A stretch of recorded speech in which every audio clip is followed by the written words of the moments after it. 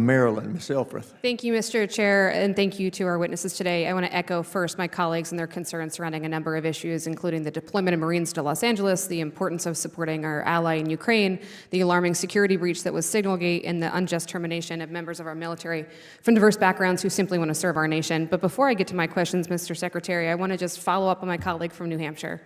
Setting aside district courts, do you believe you have the authority to defy a Supreme Court ruling, yes or no? We're not here to defy a Supreme Court ruling. Okay, I'll take that as a win. I'm going to move on to CyberCom in my state. Mr. Secretary, earlier this year, General Hawk was relieved of his command of CyberCom and NSA following a tweet that accused him of being disloyal to the president. And the oath that you took, the oath that I took, does not demand loyalty to any president, but to this Constitution. I too brought my copy from college with me.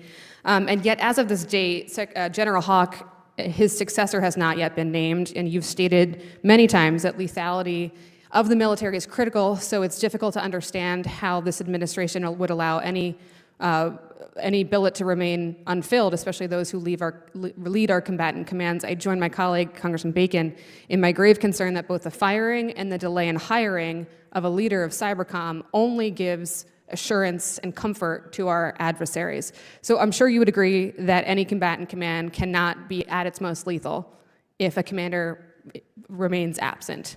When will the president announce the new commander of CyberCom? I would note there's a very highly capable deputy there, so it's Absolutely, not I adrift at all. We recognize that, and we are in the process of ensuring that slot is filled. In the next month, 2 months, 3 months? It will not be that long. Okay, I appreciate that. General Kane, during your confirmation process, you stated that the dual hat arrangement provides the ability to look across both organizations and has empowered both U.S. CyberCom and the NSA to fulfill their missions better than each could do alone. Can you confirm for this committee that you hold that view to this day, and in one sentence or less speak to the importance of that dual hat arrangement? Yeah, that reflects the current policy of the administration. The Secretary, of course, as does the President, reserves the right to rethink that. Both organizations are critical, and whether they're a single or dual hat relationship, if directed, we'll take a look at the risk associated with each one of them and come back to our civilian leaders with those risks and let them make a decision on it. But you are in the room, are you not, advising the President as what is best for our national security? I am in the room, yeah. And can you commit to, yeah. I agree, can you commit to continuing your advocacy for that dual hat relationship?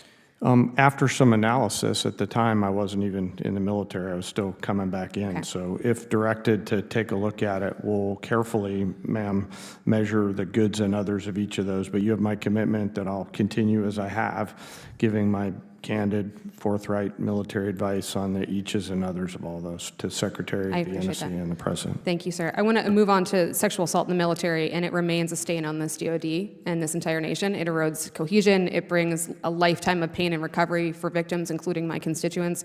It's important to members of this committee that funding for SAPR in particular increases, and that any flatline of that funding would be viewed as a decrease. In preparation for and during your confirmation, Mr. Secretary, you made commitments that you would support a robust sexual assault program and response program that, quote, seeks to drive sexual assaults in the military down to zero. I commend you for that commitment. I agree with it. And yet, has been brought up many times, we have no budget by which to measure your commitment and your promises. So can you commit to today that when we do at last receive your final FY26 budget, we will see an increase to SAPR funding and a plan from you as to how to drive sexual assaults down to zero?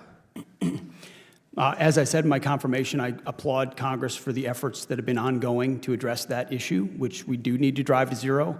That funding has not been reduced. We've looked at a lot of places for efficiencies. That has not been one, and I think you've seen the same news I have, that thankfully sexual assaults are coming down, and we continue to want to do that. But we have to remain ever vigilant, which is why I hope it's not level funded. I hope we can continue to drive that down, so I look forward to that final budget whenever we do receive it. Lastly, and I'll take this for the record, moving on to a similar topic, which is rape kits for DoD civilians overseas. In April, DHA issued a memo denying DoD non-beneficiary civilians who are victims of sexual assault and rape access to sexual assault evidence collection kits. If I could get for the record your explanation for this decision. These civilians support the DoD. It's incredibly important that we find and bring justice to those victims, and I look forward to working with you on it.